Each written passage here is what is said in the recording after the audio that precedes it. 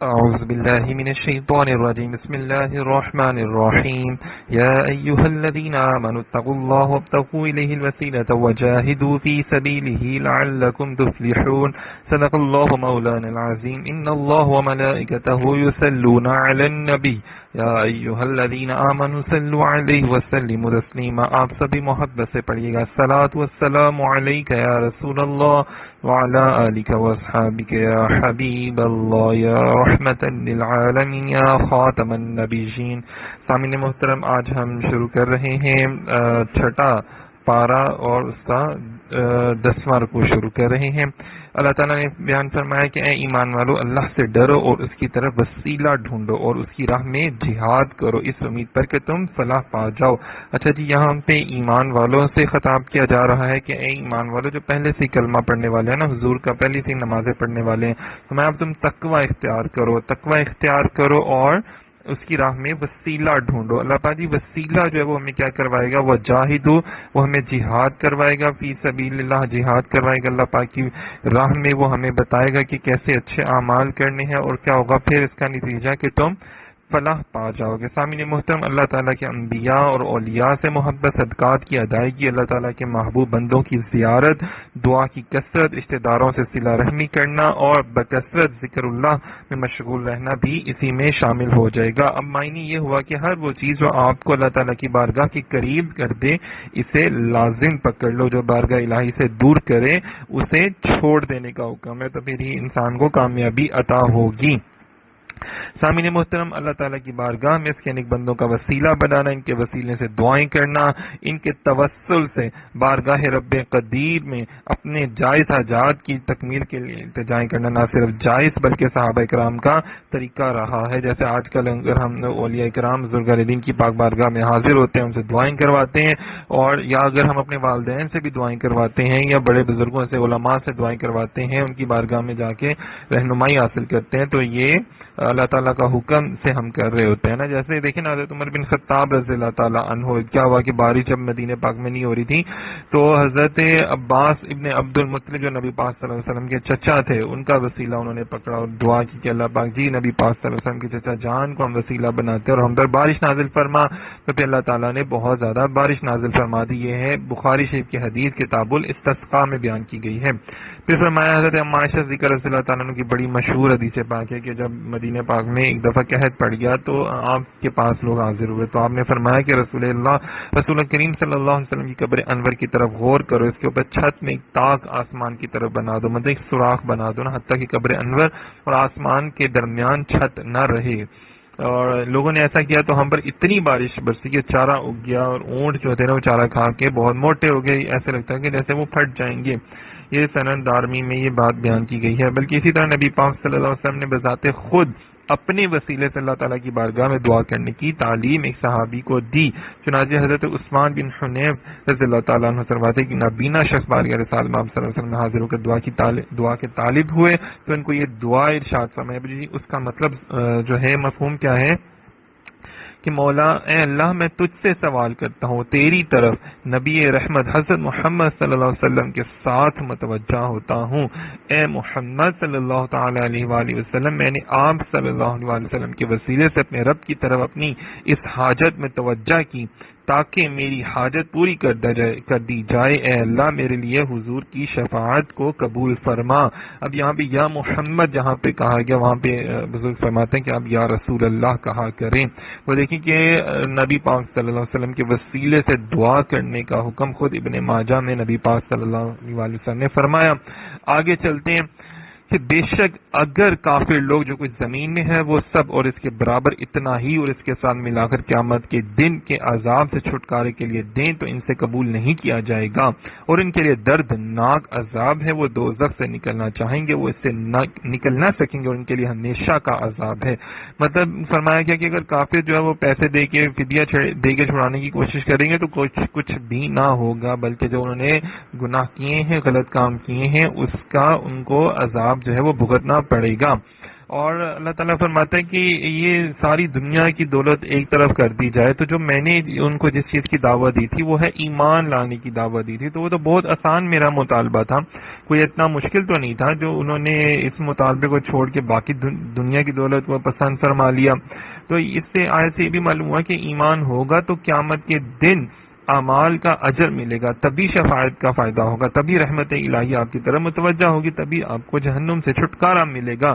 تو فرمایا گیا کہ نیک اعمال کی کثرت کیا کرو۔ سامعین محترم، ہمارے جو اللہ والے ہیں، نیک بزرگان دین ہیں، وہ نیک اعمال کی کثرت کے باوجود بھی ہر وقت وہ ڈرے ڈرے رہتے تھے، سہمے ہوئے رہتے تھے۔ سفیان ثوری رحمۃ اللہ علیہ کا ہم واقعہ پڑھتے ہیں تو وہ بہت پریشان رہتے تھے کہ پتہ نہیں میرا خاتمہ جو ہے وہ ایمان پر ہوتا ہے کہ نہیں ہوتا۔ امام حسن بصری رحمۃ اللہ علیہ بھی بہت پریشان رہا کرتے تھے اور بہت زیادہ فرمایا کہ اسی طرح ایک بار آپ رضی اللہ عنہ سے دل گرفتہ ہوئے کہ کئی سال تک ہنسی نہ آئی، لوگ آپ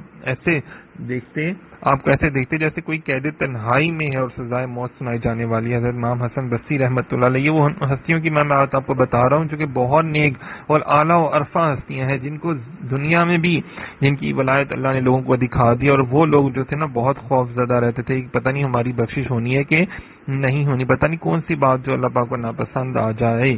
تو ایمان پہ موت بہتر اور نفس تیری ناپاک زندگی سے بہتر ہے کہ ایمان پر موت آ جائے۔ پھر فرمایا اور جو مرد یا عورت چور ہو تو اللہ کی طرف سے سزا کے طور پہ ان کے عمل کے بدلے میں ان کے ہاتھ کاٹ دو، اور اللہ غالب حکمت والا۔ یہاں پہ جناب چوری کرنے کی شرعی جو حکم ہے نا وہ بتایا جا رہا ہے کہ چوری گناہ کبیرہ ہے اور چور کے لیے شریعت میں سخت وعیدیں ہیں۔ ارشاد فرمایا نبی پاک صلی اللہ علیہ وسلم میں چور چوری کرتے وقت مومن نہیں رہتا۔ چوری کی تعریف بھی بیان کی گئی ہے، چوری سے متعلق شرعی احکامات بھی بیان کیے گئے ہیں۔ ایسے نہیں کہ ہم جو چوری ہمیں پتہ چلا اس نے چوری کیا اس کے ہاتھ کاٹ دیں، نہیں، بلکہ اس کے لیے بھی کنڈیشنز جو ہیں وہ لاگو کی گئی ہیں۔ کچھ مسائل ہیں جو ہمیں اہل علم، علماء کرام، مفتیان کرام کی بارگاہ میں بیٹھ کے سیکھنے ہوں گے۔ تو یہ بھی ہماری تربیت کا حصہ جو ہے نا وہ ہے، تربیت کا حصہ ہے، اور ہمیں بتایا جا رہا ہے کہ کوئی چوری ڈکیتی کر لے تو اس کے بارے میں کیا حکم ہے۔ معاشرے کا حسن ہے نا کہ معاشرے کو بہتر بنانے کے لیے، لوگوں کو جو ہے برائیوں سے روکنے کے لیے بھی اقدامات کیے جا رہے ہیں۔ تو جو اپنے ظلم کے بعد توبہ کر لے، اپنی اصلاح کر لے تو اللہ اپنی مہربانی سے اس پر رجوع فرمائے گا، بے شک اللہ بخشنے والا مہربان ہے۔ فرمایا اگر کوئی توبہ کر لیتا ہے تو اللہ پاک اس کو معاف بھی کر سکتا ہے، لیکن یہ یاد رہے کہ جس گناہ میں کسی بندے کا حق بھی شامل ہو وہاں توبہ کے لیے ضروری ہے کہ اس بندے کی حق کی ادائیگی بھی اس کو کر دی جائے۔ جب کسی کا آپ نے چوری کیا، ڈاکہ ڈالا ہے تو وہ اس کو اس کا مال واپس کر دیا جائے۔ اور ایسا ہم لوگ اگر دیکھیں تاریخ میں آتا ہے کہ ایسے بھی لوگ ہوئے کہ جنہوں نے جب توبہ کی تو باقی سامان جو تھا لوگوں کا واپس کر دیا، تبھی توبہ قبول ہوتی ہے۔ پھر فرمایا کیا تجھے معلوم نہیں کہ آسمان اور زمین کی بادشاہی اللہ ہی کے لیے ہے، وہ جسے چاہتا ہے سزا دیتا ہے اور جسے چاہتا ہے بخش دیتا ہے، اللہ ہر شے پر قادر ہے۔ یہاں پہ اللہ تعالیٰ کی قدرت کا ذکر کیا جا رہا ہے کہ وہ جس کو چاہے معاف کر دے۔ آپ توبہ تو کرو نا، توبہ اللہ پاک بہت زیادہ قبول فرماتا ہے۔ اللہ پاک نے فرمایا کہ کبھی بھی اللہ تعالیٰ کی رحمت سے مایوس نہ ہونا، اللہ پاک بہت رحمان و رحیم ہے۔ فرمایا اے رسول جو کفر میں دوڑے جاتے ہیں تمہیں غمگین نہ کریں، یہ وہ ہیں جو اپنے منہ سے کہتے ہیں ہم ایمان لائے حالانکہ ان کے دل مسلمان نہیں ہے۔ کچھ یہودی بہت جھوٹ سنتے ہیں، ان دوسرے لوگوں کی بھی خوب سنتے ہیں جو آپ کی بارگاہ میں نہیں آئی، اللہ کے کلام کو اس کے مقامات کے بعد بدل دیتے ہیں، آپس میں کہتے ہیں اگر تمہیں یہ تحریف والا حکم ملے تو اسے لے لینا، اگر تمہیں یہ نہ ملے تو بچنا، اور جسے اللہ گمراہ کرنا چاہے تو اے مخاطب تو ہرگز سے اللہ سے بچانے کا کچھ اختیار نہیں رکھتا۔ یہی وہ لوگ ہیں جن کے دلوں کو پاک کرنے کا اللہ نے ارادہ نہیں فرمایا، ان کے لیے دنیا میں رسوائی ہے اور ان کے لیے آخرت میں بھی۔ اچھا جی، یہاں پہ منافقین کی حرکتوں کا بیان ہے۔ سب سے پہلے اللہ تعالیٰ نے اپنے پیارے محبوب صلی اللہ علیہ وسلم کو یا ایھا الرسول کا مبارک خطاب دیا اور اس سے مخاطب کیا، جبکہ تمام انبیاء کرام کو جب بلایا تو کسی اے نوح، اے آدم، اے موسیٰ، اے عیسیٰ کہہ کے بلایا، لیکن جب محبوب کی بات آتی ہے تو جہاں جہاں محبوب کو بلانے کی بات آئی تو اللہ نے بڑے پیار سے، بڑے محبت سے فرمایا یا ایھا الرسول۔ تو یہاں پہ نبی پاک صلی اللہ علیہ وسلم کی تسکین قلب کا سامان بھی مہیا کرنا تھا، اور پھر فرمانا تھا کہ یہ جو منافقین ہیں، اور یہ جو کفار سے دوستیاں کر لیتے ہیں، یہ بہت سخت اور بہت بری بات ہے، ان کو ایسا نہیں کرنا چاہیے۔ سامعین محترم، ایک اور واقعہ ہوا کہ کوئی کسی مرد اور عورت نے زنا کر لیا، تو ان کے مقدمے کے لیے لوگ نبی پاک صلی اللہ علیہ وسلم کی پاک بارگاہ میں حاضر ہوئے، تو حضور نے فرمایا کہ اگر جو میں فیصلہ کروں گا تو تم مان لو گے؟ انہوں نے کہا جی بالکل مان لیں گے۔ وہ اپنے ساتھ اپنے بڑے بڑے علماء کو بھی لے کر آئے، تو نبی پاک صلی اللہ علیہ وسلم نے فرمایا کہ اس کی سزا جو ہے وہ سنسار کرنے کا حکم ہے۔ تو انہوں نے کہا جی نہیں، یہ تو نہیں ہم مانتے۔ تو ہم نے فرمایا تمہارے میں جو بڑا عالم ہے اس کو بلا کے لے کر آؤ، تو اس کا نام تھا ابن سوریہ۔ تو حضور صلی اللہ علیہ وسلم جب اس کو بلایا تو وہ آیا، تو ہم نے فرمایا تم واقعی بڑے عالم ہو توریت کے؟ اس نے کہا جی بالکل بڑا عالم ہو۔ تو آپ نے فرمایا اچھا بتاؤ کہ تمہاری توریت میں سچ بتانا کہ اس میں کیا حکم ہے؟ تو اس نے کہا جی سنسار کرنے کا ہی حکم ہے۔ تو فرمایا اب بتاؤ۔ تو یہودیوں نے اس کا بھی انکار کیا۔ تو یہاں پہ بھی اللہ تعالیٰ نے فرمایا کہ یہ لوگ جھوٹے ہیں، یہ آپ سے فیصلہ تو کروانے آئے ہیں لیکن اندر سے یہ آپ کو نہیں مانتے، تو اور یہ لوگ باتیں چھپاتے ہیں، تو ان کے اوپر انشاءاللہ تعالیٰ عذاب ہی ہوگا۔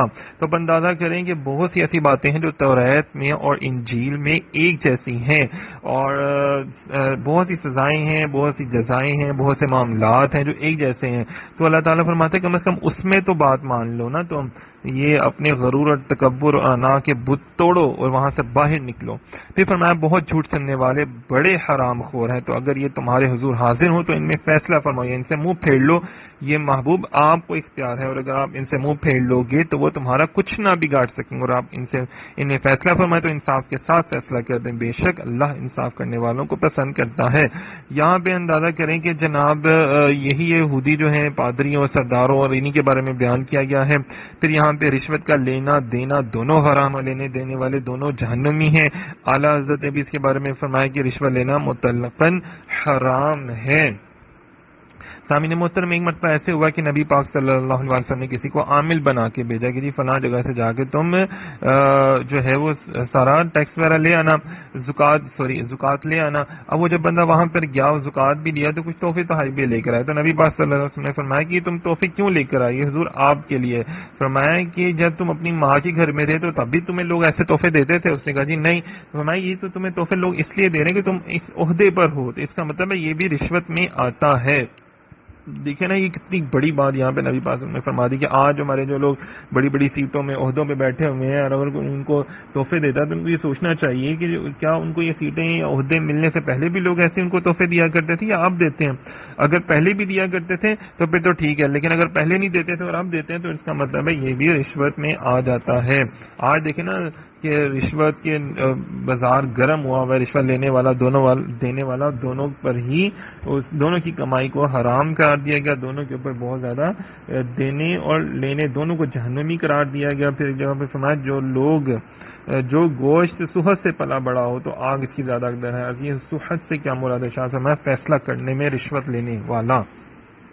بہرحال رشوت کے احکامات جو ہیں یہ بہت زیادہ یہاں پہ بیان کیے گئے ہیں کہ جو لوگ رشوت لیتے ہیں اور اس کا شرعی حکم کیا ہے، یہ ساری چیزیں ہم سب کو سیکھنا چاہیے، کیونکہ یہ مرد حضرات سے زیادہ اس کا لنک رہتا ہے، تو ان کو چاہیے کہ وہ یہ ضرور یہ باتیں سیکھیں، علماء کرام کے بعد بیٹھیں، کہ یہ نہ ہو کہ لوگ ان کو تحفے دے رہے ہو، وہ رشوت کے زمرے میں آ رہا ہو، یا کسی جو پولیس کے محکمے میں لوگ کام کرتے ہیں، بعض کا یہ بھی ہوتا ہے کہ آپ کو پتہ ہے کہ اگر میں نے رشوت نہ دی تو میری جان ہی نہیں چھوٹنی، تو ایسی صورت میں جائز ہے، لیکن جس نے لی ہے اس کے لیے وہ بھی حرام ہی ہے۔ لیکن اس میں بھی بہت سی کنڈیشن ہے کہ کہاں پہ کیا معاملات، اپنی جان بچانے کے لیے آپ کو کیا کرنا ہے اور کیسے نہیں کرنا، تو یہ خدارہ یہ معاملات جو ہے اس کو سیکھیں، یہ ایک بہترین معاشرہ بنانے کے لیے اللہ پاک نے یہ اصول ہمیں زندگی گزارنے کے بتائے ہیں۔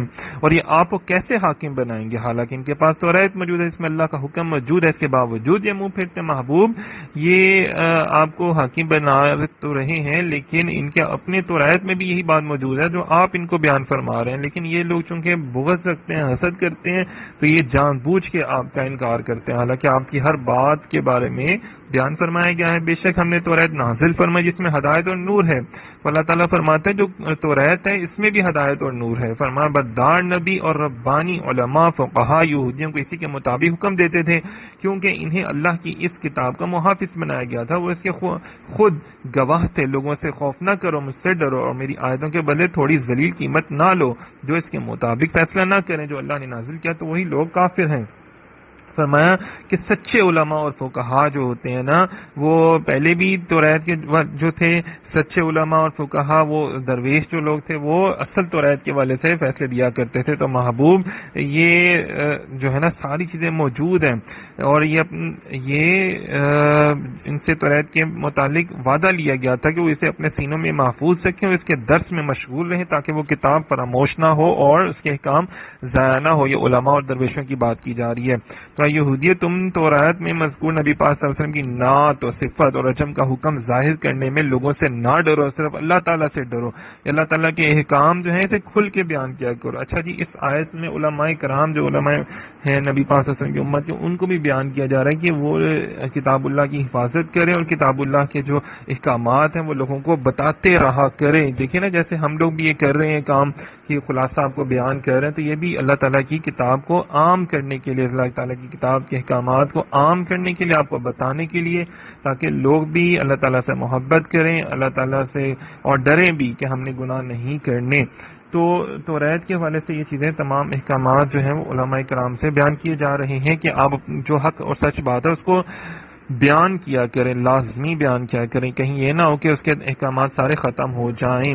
اور ہم نے توریت میں ان پر لازم کر دیا تھا کہ جان کے بدلے جان اور آنکھ کے بدلے آنکھ اور ناک کے بدلے ناک اور کان کے بدلے کان اور دانت کے بدلے دانت کا قصاص لیا جائے گا, تمام زخموں کا قصاص ہوگا. پھر جو دل کی خوشی سے خود کو قصاص کے لیے پیش کر دے تو اس کا کفارہ بن جائے گا, جس کے مطابق فیصلہ نہ کرے جو اللہ نے نازل کیا تو وہی لوگ ظالم ہیں. یہاں پر بھی دیکھیں نا کہ تمام سزاؤں کے بارے میں بات کی جا رہی ہے, بتایا جا رہا ہے تمام احکامات جو ہمارے, یہ چیزیں جو دیکھیں ہمارے اسلام میں بھی ہیں. اور ہم نے ان نبیوں کے پیچھے ان کے نقش قدم پر عیسیٰ ابن مریم کو بھیجا اس توریت کی تصدیق کرتے ہوئے جو اس سے پہلے موجود تھے. ہم نے اسے انجیل عطا کی جس میں ہدایت اور نور تھا, اور وہ انجیل اس سے پہلے موجود توریت کی تصدیق فرمانے والی تو پرہیزگاروں کے لیے ہدایت اور نصیحت. سامعین محترم, یہاں پہ پہلے توریت کا ذکر کیا گیا, اب انجیل کا ذکر کیا جا رہا ہے کہ توریت میں بھی ہدایت اور نور تھا اور انجیل میں بھی ہدایت اور نور ہے, اور اب قرآن پاک میں بھی ہدایت اور نور ہے. اب جو احکامات چلیں گے وہ صرف اور صرف نبی پاک صلی اللہ علیہ وسلم کی رہنمائی چلے گی اور کسی کی بھی رہنمائی نہیں چلے گی. اب یہ وہ لوگ ہیں جو یہود و نصارہ کی جنہوں نے توریت کی ہدایت اور نور کا بھی انکار کیا تھا, انجیل کی ہدایت اور نور کا بھی انکار کیا, اور اب محبوب کریم آپ کے اوصاف حمیدہ اور آپ کی جو تشریف آوری کا اور آپ کے شان اور جلال کا اور احکامات الہی کا جو آپ پر نازل ہوئے ان کا انکار کر رہے ہیں. اور انجیل والوں کو بھی اسی کے مطابق حکم کرنا چاہیے جو اللہ نے اس میں نازل فرمایا, جو اس کے مطابق فیصلہ نہ کرے جو اللہ نے نازل کیا تو وہی لوگ نافرمان ہیں. تو یہاں پہ جو نبی پاک صلی اللہ علیہ وسلم کی نبوت کی تصدیق نہیں کرتے تو فرمایا گیا کہ انجیل میں موجود ہے نبی پاک صلی اللہ علیہ وسلم کی تصدیق کرنا, آپ پر ایمان لانا, تو یہ لوگ نہیں لے کر آتے تو یہ گنہگار ہے, یہ نافرمان ہے. تو انجیل پر عمل کرنے سے متعلق اعتراض کا جواب, انجیل میں تاجدار رسالت صلی اللہ علیہ وسلم کی نبوت کے جو دلائل موجود ہیں اہل انجیل کو چاہیے وہ ان دلائل کے مطابق ایمان لے آئیں. یعنی کہ تمام عیسائیوں کو اس وقت چاہیے کہ وہ نبی پاک صلی اللہ علیہ وسلم کی رسالت پر نبوت پر ایمان لے کر آئیں. جو قادیانی ہیں, باقی جتنے بھی عیسائی ہیں, یہودی ہیں, ہندو ہیں, سکھ ہیں, ان کو چاہیے, اللہ نے قرآن پاک میں ارشاد فرما دیا اہل انجیل نے احکام پر عمل کریں جن کو قرآن نے منسوخ نہیں کیا. مطلب انجیل میں جو بیان ہے وہی قرآن میں بھی بیان ہے. نبی پاک صلی اللہ علیہ وسلم پر ایمان لانا, حضور علیہ الصلوۃ والسلام خاتم النبیین ہے, یہ انجیل میں بھی ہے اور قرآن پاک میں بھی ہے. انجیل کے احکام پر عمل کرنے سے مراد یہ ہے کہ انجیل میں تحریف نہ کریں جس طرح یہودیوں نے توریت میں تحریف کر دی تھی. دیکھیں اللہ تعالیٰ نے توریت اور انجیل کی باتیں بھی یہاں پہ ہمیں بیان فرما رہے ہیں. جو لوگ کہتے ہیں نا کہ کیا لکھا جی انجیل میں توریت میں, تو ان لوگوں کے لیے بھی ہے, ذرا غور کریں. جو آج کے بشیب فادر عیسائی جو ہے یہ سب لوگ غور کر رہے ہیں ذرا ان لوگوں کو بھی, اور عام مسلمان ہیں تو آپ کو ان سے کوئی مرعوب ہونے کی ضرورت نہیں ہے, بلکہ آپ اس ٹائم سب سے اعلیٰ امت ہیں حضور کی, اور آپ کی ڈیوٹی ہے کہ آپ لوگوں کو بتائیں, آپ تصدیق کریں اور ان کو بتائیں کہ بھئی تمہاری توریت اور انجیل میں بھی تو حضور کا ذکر ہے نا, اس حضور کے متعلق ذکر کیا گیا, اوصاف حمیدہ بیان کیے گئے, حضور پر ایمان لے کر آؤ, تم کیوں نہیں لے کر آتے. پھر آگے چلتے ہیں جی. آگے فرمایا اے حبیب ہم نے تمہاری طرف سچی کتاب اتاری جو پہلی کتابوں کی تصدیق کرنے والی, ان پر نگہبان ہے تو ان اہل کتاب میں اللہ کے نازل کردہ حکم کے مطابق فیصلہ کرو. ان سننے والوں اپنے پاس آیا ہوا حق چھوڑ کر ان کی خواہشوں کی پیروی نہ کرنا. ہم نے تم سب کے لیے ایک شریعت اور راستہ بنایا ہے, اور اگر اللہ چاہتا تو تم سب کو ایک ہی امت بنا دیتا, مگر اس نے ایسا نہیں کیا تاکہ جو شریعتیں اس نے تمہیں دی ہیں ان میں تمہیں آزمائے تو نیکیوں کی طرف دوسروں سے آگے بڑھ جاؤ. تم سب کو اللہ ہی کی طرف لوٹنا ہے تو وہ تمہیں بتا دے گا. وہ بات جس میں تم جھگڑتے تھے یہاں بھی بیان کیا گیا ہے. یہ تورات و انجیل کا تذکرہ کرنے کے بعد اب قرآن عظیم کا تذکرہ ہو رہا ہے کہ محبوب ہم نے آپ کی طرف سچی کتاب نازل فرمائی جو تمام کتابوں کی تصدیق کرتی ہے اور آپ کو ان پر نگہبان بنایا. تو جب اہل کتاب اپنے مقدمات میں آپ کی طرف رجوع کریں تو آپ قرآن پاک کے مطابق ان کے درمیان میں فیصلہ کر دیا کریں, اور جو تو ایمان والا ہوگا, جو محبت کرنے والا ہوگا, وہ آپ کے فیصلوں پر عمل کر لے گا. پھر فرمایا کہ اصل دین سب کا ایک ہے, یعنی توحید اور رسالت, عقیدہ آخرت, یوں ہی بنیادی اخلاقیات سب مشترک ہیں. حضرت مولا علی شیر خدا نے فرمایا کہ ایمان آدم علیہ السلام کے زمانے سے یہی ہے کہ لا الہ الا اللہ کی شہادت اور اللہ کی طرف سے آیا اس کا اقرار کرنا, جبکہ شریعت ہر امت کی خاص ہے. مطلب جو بیسک باتیں ہیں نا وہ ساری ایک ہیں تمام امتوں میں. ہاں آگے کچھ باتیں ہیں, چند ایک باتیں ہیں جو شریعت کے اعتبار سے جو موسیٰ علیہ السلام کی شریعت میں تھی عیسائیوں میں نہیں تھی, جو عیسائیوں میں ہیں لیکن ہماری شریعت میں نہیں ہے, جو ہماری شریعت میں وہ ان میں موجود نہ تھیں. تو کچھ ایک باتیں ہیں, لیکن بیسک کیا ہے؟ اللہ کو ماننا, نبی اور رسول کو ماننا, فرشتوں کو ماننا, آخرت کو ماننا, مرنے کے بعد زندہ ہونے کو ماننا, یہ ساری چیزیں جو ہے وہ موجود ہیں. چلیں جی آگے چلتے ہیں. فرمایا کہ آدمی کے اسلام کے حسن سے ہے کہ وہ فضول چیزوں کو چھوڑ دے, اور پھر یہ بھی فرمایا کہ نیکیوں سے دوسروں سے آگے بڑھ جاؤ. نہیں کہ بات کی کھال اتارو, فلسفیانوں بحثوں میں پڑ جاؤ, نہیں, بلکہ اچھے اور نیک کاموں میں ایک دوسرے کی مدد کرو, اور ایک دوسرے سے اگر کسی نے 10 لوگوں کو خیرات کیا تو آپ 20 لوگوں کو خیرات کریں. کسی نے کوئی اچھا ایک ادارہ قائم کیا تو آپ اس سے زیادہ بہتر ادارہ قائم کریں, فضول کی بحثوں میں مت پڑا کریں. پھر فرمایا اے مسلمان یہ کہ ان لوگوں کے درمیان اس کے مطابق فیصلہ کرو جو اللہ نے نازل فرمایا. پھر یہاں پہ وہی بیان فرمایا جا رہا ہے کہ یہاں مسلمان فیصلہ کرنے والوں کو فرمایا کہ اہل کتاب کے درمیان اللہ کے نازل کیا ہوئے قرآن کے مطابق فیصلہ کیا کریں. تو کیا یہ لوگ جاہلیت کا حکم چاہتے ہیں یقین والوں کے؟ اللہ سے بہتر کس کا حکم ہو سکتا ہے؟ اس کا شان نزول یہ ہے کہ بنی نذیر اور بنو قریظہ 2 یہودیوں کے قبیلے تھے, ان میں بڑی قتل و غارت ہوا کرتی تھی, تو نبی پاک صلی اللہ علیہ وسلم نے ان میں صلح کروائی. تو لیکن انہوں نے کہا جناب ہم تو صلاح کسی اور بات پہ کریں گے کہ جناب وہ اتنا پیسے دیں اور ہم اتنے دیں.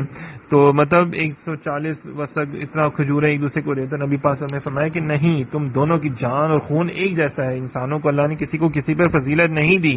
اس طرح وہ لوگ بہت زیادہ برہم ہوئے, کیونکہ امیری غریبی کا کانسیپٹ تھا نا, جو غریب تھا وہ زیادہ پیسے دیتا تھا اور جو امیر تھا وہ کم دیتا تھا. تو یہاں پہ امیر اور غریب کا فرق بھی مٹایا گیا. فرمایا کہ یہ فرق جو ہے نا آپ اس کو ختم کریں. امیر اگر گناہ کرتا ہے تو اس کو بھی ویسی سزا دو جیسے غریب کو دیا کرتے ہو. فرمایا کہ جاہلیت کی گمراہی اور ظلم کا حکم چاہتے ہیں یہ لوگ, تو جو حکم حضور پر نور صلی اللہ علیہ وسلم نے دیا وہ اللہ تعالیٰ کا حکم ہے. مطلب حضور کا حکم اللہ کا حکم ہے, حضور کی نافرمانی اللہ کی نافرمانی ہے. تو یہ جو لوگ کہتے ہیں صرف قرآن ہی پڑھو, تو ان کو غور کریں ذرا کہ نبی پاک صلی اللہ علیہ وسلم کے بغیر, آپ کی تعلیمات کے بغیر, آپ کے ذکر کے بغیر, آپ کے اسوائے حسنہ پر عمل کیے بغیر آپ قرآن پر چل ہی نہیں سکتے, آپ قرآن پاک پر عمل کر ہی نہیں سکتے, آپ کو قرآن پاک کا ثواب مل ہی نہیں سکتا. اللہ پاک نے فرمایا جب تک لا الہ الا اللہ محمد رسول اللہ نہیں کہو گے, میرے محبوب پر ایمان نہیں لے کر آؤ گے, تو تمہیں کچھ بھی نہیں ملے گا. یہ یہود و نصارہ کو بیان کیا گیا, اور آج کل بھی کچھ لوگ جو ہیں یہود و نصارہ جیسے عقائد رکھنا شروع ہو گئے ہیں. پھر فرمایا اے ایمان والو یہود و نصارہ کو دوست نہ بناؤ, وہ صرف آپس میں ایک دوسرے کے دوست ہیں, اور تم میں جو کوئی ان سے دوستی رکھے گا وہ انہی میں سے ہے. یہاں پہ دیکھو ایمان والوں کو, لوگوں کو, ایک صحابی رسول تھے اور ایک اسی طرح اور کچھ لوگ تھے, تو جو یہودیوں سے دوستی رکھا کرتے تھے, تو آپ نے فرمایا کہ نبی پاک صلی اللہ علیہ وسلم نے بھی فرمایا کہ بھئی دوستی نہ کیا کرو ان سے. پھر عبداللہ بن ابی جو منافقوں کا بادشاہ جو تھا, جو سب سے بڑا منافق تھا, وہ بھی یہودیوں سے دوستی رکھتا تھا. تو کہتا ہے نہیں جی ہم تو دوستی کریں گے یہودیوں سے, عیسائیوں سے. تو یہاں پہ فرمایا گیا کہ جو یہودیوں کا دوستی کا بھرم رکھتا ہے نا, تو پھر اللہ تعالیٰ اس کو ہدایت نہیں دیتا, پھر وہ ظالموں میں سے ہو جاتا ہے. تو کفار سے دوستی کیا ہے کہ بیسیکلی فرمائی یہود و نصارہ آپس میں ایک ہیں. آج دیکھ لینا پورا یورپ ایک ہوا پڑا, امریکہ ایک ہوا پڑا ہے, لیکن تمام مسلم ممالک ایک نہیں ہے, ان میں پھوٹیں ڈلوائی ہوئی ہیں. کسی کو یہ فکر ہے کہ جناب ہم نے اگر کوئی مسلمانوں کا کام کیا تو جناب امریکہ میں یہ کر دے گا, یورپ ہمارے ویزے بند کر دے گا, فلانا ٹمکانا یہ کر دے گا. تو دیکھیں فلسطین, برما, شام, لبنان میں کہاں کشمیر میں مسلمانوں پر ظلم و ستم کے پہاڑ توڑے جا رہے ہیں, لیکن مجال ہے کہ مسلمان حکمران ایک ہو جائیں. اگر دیکھیں نا کہ یہ یہودیوں عیسائیوں سے سیکھیں کہ وہ لوگ تو آپس میں ایک ہوئے پڑے ہیں اور آپ لوگ جناب سب ایک نہیں ہو رہے, آپ ایک ہو جاؤ تو کسی کی مجال نہیں کہ جو آپ کو ہرا سکے, کسی مسلمان پر ظلم و ستم بھی توڑ سکے, پہاڑ توڑے. تو یہ صرف مسلمان حکمرانوں کی سستی, کاہلی, نااہلی ہے اور اسلام سے دوری کا نتیجہ ہے جو آج جو ہے پوری دنیا میں مسلمان رسوا ہو رہے ہیں. وہ دیکھیں نا یہود و نصارہ آپس میں سب اکٹھے ہیں, سب ایک دوسرے کے ساتھ ہیں. فرمایا تو جن کے دلوں میں مرض ہے تم انہیں دیکھو گے کہ یہود و نصارہ کی طرف دوڑے جاتے ہیں، مطلب جن کے دل مریض ہیں، مریض دل والا کہا جا رہا ہے اس بندے کو کہ جو یہود و نصارہ کی طرف جاتا ہے اور اپنے مسلمان بھائی بہنوں سے دوستی نہیں کرتا بلکہ ان سے منافقت سے اور غصے سے پیش آتا ہے۔ آج جو لوگ تھوڑا عرصہ باہر کے ممالک میں رہ آتے ہیں تو واپس آ کے اپنے پاکستان، اپنے ہم وطنوں، اپنے مسلمان بھائی بہنوں کے ساتھ برے سلوک سے پیش آتے ہیں، تو ان کو بھی ذرا غور کرنا چاہیے کہ ان کے جو دل ہے نا وہ مریضوں کے دل بن چکے ہوئے ہیں، وہ گمراہ ہو چکے ہوئے ہیں، وہ ظالم بن چکے ہوئے ہیں۔ اندازہ کریں یہ جو لوگ باہر کے ممالک میں رہتے ہیں ذرا ان کو بھی اپنے حالات و واقعات کو سوچنا چاہیے، تمام مرد اور خواتین کو بھی سوچنا چاہیے۔ وہ خدارا آپ قرآن پڑھتے ہیں لیکن دلوں پر اثر نہیں کر رہا ہوتا آپ کے۔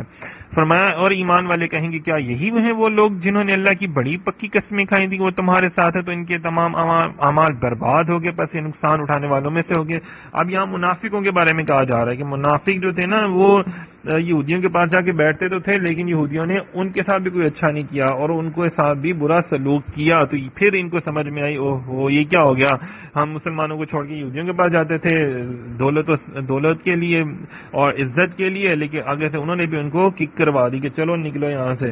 تو اندازہ کر لیں کہ بالآخر ان کو منافقوں کو ہر جگہ منہ کی ہی کھانی پڑتی ہے، لیکن وقتی طور پہ بس وہ جو یہ لوگ دیکھتے ہیں اور وقتی طور پر جو ہے سبز باغ دیکھ لیتے ہیں، ہمارے بھی آج جو لوگ ہیں وہ سبز باغ تو دیکھ لیتے ہیں جو، لیکن اندر کھاتے میں شکایتیں کہہ رہے ہوتے ہیں یار یہودیوں نے یہ سلوک کیا، اس ملک میں ہمیں یہاں پہ ہمارے ساتھ یہ بدسلوکی ہوتی ہے، تو یار آپ کیوں رہتے ہو پھر وہاں پہ؟ آپ کو بار بار منع فرمانا، یہ اللہ تعالیٰ کا کلام، اللہ پاک فرما رہے ہیں کہ اے ایمان والو تم میں جو کوئی اپنے دین سے پھرے گا تو ان قریب اللہ ایسی قوم لے آئے گا جن سے اللہ محبت فرماتا ہے، وہ اللہ سے محبت کرتے ہیں، مسلمانوں پر نرم اور کافروں پر سخت ہیں، اللہ کی راہ میں جہاد کرتے ہیں، کسی ملامت کرنے والے کی ملامت سے نہیں ڈرتے۔ سامعین محترم یہاں پر بیان فرمایا گیا ہے کہ ان کے بارے میں جو اللہ والے ہیں، نیک لوگ ہیں، ان کی صفات کیا بیان کی گئی ہیں، مطلب اللہ والے ہیں تو ان کی صفات بیان کی گئی ہیں نا۔ جو لوگ کہتے ہیں کہ اللہ والوں کہاں ذکر ہے، یہ جی دیکھیں سورہ مائدہ میں بیان فرمایا جا رہا ہے کہ وہ اللہ تعالیٰ کے محبوب ہیں، وہ اللہ سے محبت کرتے ہیں، اور پھر اللہ تعالیٰ فرماتا ہے میں بھی ان سے محبت کرتا ہوں، مسلمانوں کے ساتھ نرمی و شفقت کا سلوک کرنے والے ہیں، مطلب وہ اللہ کو پسند ہے جو مسلمانوں کے ساتھ محبت سے پیش آتا ہے اور کافروں سے سختی سے پیش آتے ہیں۔ ہمارے یہاں پہ لوگ کافروں سے نرمی سے پیش آتے ہیں اور مسلمانوں سے سختی سے پیش آتے ہیں۔ ذرا سنیں کہ وہ الٹ کر رہے ہیں، اللہ تعالیٰ کی نافرمانی کر رہے ہوتے ہیں۔ پھر فرمایا راہ خدا کے مجاہد ہیں، حق بیان کرنے میں کسی کی ملامت کی پرواہ نہیں کرتے، لو جی وہ ہمیں کیا کہے گا تو یہ فلانا ہمیں کیا کہے گا، وہ فلاں کی جو ہمیں برا کہنا شروع ہو جائے گا، وہ مولوی ہوئی کیسی باتیں کر رہا ہے، تو یہ باتیں جو ہے نا ملامت کی پرواہ نہیں کرتے، وہ خود اعتماد ہوتے ہیں، ہر دور میں حق والے جو ہیں وہ حق گوئی سے پیچھے نہیں ہوتے، وہ بڑے بے باک ہوتے ہیں، اور یہ صفت مولا علی شیر خدا میں تھی، حضرت امام حسن بصری میں تھی، حضرت قتادہ رضی اللہ تعالیٰ عنہ میں، سیدنا ابوبکر صدیق رضی اللہ تعالیٰ عنہ میں، تمام صحابہ کرام میں صفات اولیاء کرام بزرگان دین میں یہ پائے جاتے، داتا حضور میں، خواجہ غریب نواز میں، کہ جنہوں نے حق بات سچ بات کہنے میں ذرا پیچھے نہیں ہوئے، بڑے بے باکانہ انداز میں انہوں نے حق اور سچ خود اعتمادی اللہ پاک عطا فرما دیتا ہے۔ جس مسلمان میں خود اعتمادی نہیں ہے تو اس کا مطلب ہے اس کے اندر یہ صفات پائی نہیں جاتی، تو ہم سب کو اپنا محاسبہ بھی کرنا ہے۔ اس آیت مسلمانوں کے سامنے کامل مسلمان کا نمونہ بھی پیش کیا گیا ہے کہ کامل مسلمان کیسا ہونا چاہیے، مسلمان کو خیر خواہ ہونا چاہیے دوسرے مسلمان کا، اور ایک مسلمان اچھا وہی ہے جو اپنے بہترین وہی ہے کہ جو اپنے پڑوسیوں کے لیے بھی اچھا ہو، اپنے بہن بھائیوں کے لیے بھی اچھا ہو، صحیح ہونا چاہیے، وہ سب کے ساتھ اچھا ہونا چاہیے اس کو، لیکن صرف کفار کے ساتھ سخت ہونا چاہیے کیونکہ کفار کا ظلم و ستم بھی تو بہت زیادہ ہے نا۔ پھر تمہارے دوست صرف اللہ اور اس کا رسول اور ایمان والے ہیں جو نماز قائم کرتے ہیں، زکوٰۃ دیتے ہیں اور اللہ کے حضور جھکے ہوئے ہیں، جو اللہ اور اس کے رسول اور مسلمانوں کو اپنا دوست بنائے تو بے شک اللہ ہی کا گروہ غالب ہے۔ یہاں فرمایا گیا ہے پھر اس بات کے اوپر دیکھیں نا، ایک بات کی اہمیت کا اندازہ کر لیں کہ بار بار یہ آیات مسلمانوں مردوں کے لیے خواتین کے لیے بیان کی جا رہی ہیں کہ جناب تمہارے دوست صرف اللہ اور اس کا رسول اور ایمان والے ہیں۔ اندازہ کریں کچھ لوگوں نے جیسے مسلمان ہوئے تو لوگوں نے نا ان سے بولنا چالنا چھوڑ دیا، تو پھر ان کے لیے آیت نازل ہوئی کہ بھئی تم ایمان والوں کے پاس آ کے بیٹھو، حضور صلی اللہ علیہ وسلم کے صحاب کی صحبت میں بیٹھو، تو پھر کیا اللہ تعالیٰ اور اس کا رسول اور ایمان والے تمہارے دوست ہیں۔ پھر یہ حضرت عبداللہ بن سلام رضی اللہ تعالیٰ عنہ تھے نا جو مسلمان ہو گئے تھے، پھر فرمایا مومین اور کہتے ہیں کہ یا رسول اللہ صلی اللہ علیہ وسلم ہم آپ پر اس بات پر راضی ہو گئے، اچھا جی، پہلا معنی ہے کہ اللہ تعالیٰ کی بارگاہ میں جھکا ہوا مومنوں کی ایک مزید صفت یہاں پہ، اور مومنوں کی یہ ساری صفات بیان کی جا رہی ہیں جو خشوع اور خضوع کے ساتھ نماز قائم کرتے ہیں، زکوٰۃ دیتے ہیں اور رکوع کرتے ہیں، سجود کرتے ہیں، اللہ تعالیٰ کی عطا کیے ہوئے رزق میں سے اللہ کی بارگاہ میں خرچ کرتے ہیں. یہ مومنین کی شانیں. جس میں یہ شانیں نہیں ہے نا تو وہ سوچ لے وہ ایک عام مسلمان تو ہو سکتا ہے، مومن نہیں ہو سکتا. مسلمان وہ جو اللہ کو مانتا ہے، مومن وہ جو اللہ کی باتیں بھی مانتا ہے. پھر فرمایا ایمان والو، جن لوگوں کو تم سے پہلے کتاب دی گئی ان میں سے وہ لوگ جنہوں نے تمہارے دین کو مذاق اور کھیل بنا لیا ہے، انہیں اور کافروں کو اپنا دوست نہ بناؤ. کہ جو لوگ دین اسلام کو مذاق بنا لیتے ہیں، بعد میں بیٹھ کے ہنسی اور مذاق کرتے ہیں، مذاق اڑاتے ہیں، تو ان کو اپنے پاس مت بٹھاؤ، ان کے پاس مت بیٹھو. اور جب تم نماز کے لیے اذان دیتے ہو تو یہ اس کو ہنسی مذاق اور کھیل بنا لیتے ہیں، اس لیے کہ وہ بالکل بے عقل لوگ ہیں. یہودی اس طرح کرتے تھے نا، اور جو تھے وہ کیا اسے کہتے ہیں، عیسائی بھی مسلمانوں کے ساتھ اس طرح کرتے تھے. اچھا جی، یہاں پر ایک اور بات مسئلہ بیان کیا جا رہا ہے کہ نماز پنجگانے کے لیے اذان بھی ہونی چاہیے. اس ثبوت ہے دین کی کسی چیز کا مذاق اڑانا کفر ہے. جیسے کہ اللہ تعالیٰ نے اذان کا مذاق اڑانے والوں کو کافر قرار دیا، ایسے ہی عالم، مسجد، خانہ کعبہ، نماز، روزہ وغیرہ میں سے کسی کا مذاق اڑانا کفر ہے. یہ جو آج کل روزوں میں لوگ مذاق اڑاتے ہیں نا، اچھا جی کتنے روزے رکھ لیے، اچھا جی کتنا قرآن پاک پڑھ لیے، لوگ مختلف انداز میں یہ مساجد کا بھی مذاق اڑاتے ہیں، تو وہ غلط ہے، اللہ تعالیٰ کو ناپسند ہے. دین چیزوں کا مذاق اڑانے والے احمق، بے عقل ہیں اور جاہلانہ حرکت کرتے ہیں. اللہ تعالیٰ نے ان کو کہا، اور بڑا شدید رد عمل اللہ تعالیٰ نے ان کو دیے کہ ان کو مذاق اڑانے کے لیے صرف اللہ کا دین ملتا ہے، شاعر اللہ کی چیزیں ملتی ہیں، اللہ کی نشانیاں ملتی ہیں، اپنے اوپر کیوں نہیں مذاق اڑاتا تھا؟ تو وہ خود منافق ہیں. افسوس کہ جو کام یہودی اور منافق کیا کرتے ہیں وہی کام مسلمان کہلانے والے آج کے لوگ کر رہے ہیں. یہ تب کے لوگ جو یہودی تھے مسلمانوں کے اوپر یہ کرتے تھے نا. فرمایا نماز، روزہ، حج، زکوٰۃ، فرشتے، جنت، حوریں، دوزخ، اس کے عذاب، قرآنی آیات، احادیث نبوی صلی اللہ علیہ وسلم، دینی کتابوں، دینی شاعر، امامہ باندھنا، داڑھی شریف کا مذاق لوگ اڑاتے ہیں نا، مسجد مدرسے، دیندار آدمی کا لوگ مذاق اڑاتے ہیں، دینی لباس، دینی جملے، مقدسات کلمات، الغرض وہ کون سی مذہبی چیز ہے جس کا اس زمانے میں کھلے عام فلموں، ڈراموں، خصوصاً مزاحیہ ڈراموں، عام بول چال، دوستوں کی مجلسوں، دنیاوی تقریروں، ہنسی مذاق کی نشستوں، باہمی گپ شپ میں مذاق نہیں اڑایا جاتا. جہاں پہ دو چار لوگ بیٹھ جاتے ہیں وہاں پہ مذاق اڑانا شروع کر دیتے ہیں. سوشل میڈیا پہ دیکھ لیں کتنی ٹک ٹاک میں پتہ نہیں کیا خباثت بھری ہوئی ہے نا ہمارے لوگوں کے اندر. تو یہ سوچنا چاہیے کہ بھائی تم اپنے آپ کو مذاق اڑاؤ. یہ وہ لوگ ہیں جن کو گھر میں دوسری دفعہ کوئی سالن نہیں پوچھتا، ان کی ہر جگہ پہ تو بستی ہوتی ہے، ذلیل ہوتے ہیں اور مذاق اڑا رہے ہوتے ہیں اسلام کا. جبکہ اسلام غلبہ دن بدن جو سیریس اور سمجھدار اور سوبر اور سلجھے ہوئے لوگ ہیں نا وہ مذاق نہیں اڑاتے بلکہ وہ دین پر محبت سے عمل کرتے ہیں. پھر فرمایا اور جب ہماری آیتوں میں سے کسی پر اطلاع پائے تو اسے مذاق بناتے ہیں، ان کے لیے ذلت کا عذاب ہے. یہ آپ سب سے گزارش ہے کہ یہ جو آیتیں میں پڑھ رہا ہوں بتا رہا ہوں یہ ضرور اپنے دوستوں کو، بھائی بہنوں کو بتائیں کہ جو مذاق اڑاتے ہیں، اور تو نعوذ باللہ ان کو دوبارہ کلمہ پڑھنا چاہیے. وہ کفر کی حد تک پہنچ جاتے ہیں، اللہ تعالیٰ ان کے لیے عذاب نازل فرماتا ہے. اور عذاب یہی ہے کہ اسلام کا مذاق اڑانا یہی سب سے بڑا عذاب ہے. اور یہ وہ یہودیوں کے کہنے پر عمل کر رہے ہوتے ہیں تو وہ اس ٹائم یہودیاں منافق بن چکے ہوتے ہیں، مطلب جہنم کے گڑھے میں پڑ چکے ہوتے ہیں. اور ان کی کوئی عبادتیں، ریاضتیں کچھ بھی قبول نہیں ہو رہی ہوتی ہیں، چاہے وہ جتنا مرضی کہیں کہ جناب ہم تو اوپر سے کہہ رہے تھے اندر سے تو نہیں ہم کہہ رہے تھے. تو بھائی اوپر سے کہنا اندر سے کہنا پھر کچھ جگہوں پر ایک جیسا ہی ہو جاتا ہے. تو ذرا یہ غور کیا کریں. اگر آپ کو کوئی ماں بہن کی گالیاں نکالے تو پھر تو اگلا کہہ دے نہیں جی میں تو اوپر سے کہہ رہا تھا، تو پھر آپ بگولا ہو جاتے ہیں. اور پھر میں اے محبوب اگر تم ان سے پوچھو تو کہیں گے کہ ہم تو یوں ہی ہنسی کھیل میں تھے نا. یہ سورہ توبہ میں بیان کیا جا رہا ہے ہم تو بس ایسے ہی ایویں ہی ہنس رہے تھے. تو کیا اللہ اور اس کی آیت اور اس کے رسول سے ہنسے بہانے نہ بتاؤ، تم کافر ہو چکے مسلمان ہو کر. اب یہ دیکھیں جی میں نہیں کہہ رہا، یہ آیت نمبر 65 اور 66 میں سورہ توبہ کی اللہ پاک فرما رہے ہیں کہ تم مسلمان ہونے کے باوجود تم کافر ہو چکے. تو ہمارے جو ارد گرد لوگ ہیں جو اسلامی اولیاء اکرام بزرگان دین اور اسلام سے ریلیٹڈ چیزوں کا مذاق اڑاتے ہیں تو مسلمان ہونے کے باوجود وہ کافر ہو چکے ہیں. تو خدارہ ان سے کہیں گے خدارہ کلمہ پڑھیں، اہل علم کی بارگاہ میں جائیں، علم سیکھیں، دین سیکھیں، کہیں یہ نہ ہو کہ ہم سے بھی غلطیاں کوتاہیاں ہوتی چلی جائیں. پھر فرمایا چھوڑ دیں ان کو جنہوں نے اپنے دین ہنسی کے لیے بنا لیا، انہیں دنیا کی زندگی نے فریب دے دیا ہوا ہے. پھر فرمایا تم فرماؤ اے اہل کتاب تمہیں ہماری طرف سے یہی برا لگا ہے کہ ہم اللہ پر جو ہماری طرف نازل کیا اس پر اور جو پہلے نازل کیا گیا اس پر ایمان لائے ہیں، اور بے شک تمہارے اکثر لوگ فاسق ہیں. مطلب ان کو یہ برا لگ رہا ہے کہ اللہ کے نبی آپ کا دین پھیلتا چلا جا رہا ہے, لوگ ایمان لے کے آتے چلے جا رہے ہیں, تو یہ ان کو برا لگ رہا ہے. وہ تو چاہتے تھے کہ جناب ہمیں لوگ مانے, ہمیں لوگ خدا کا بیٹا مانے اور اس طرح کا.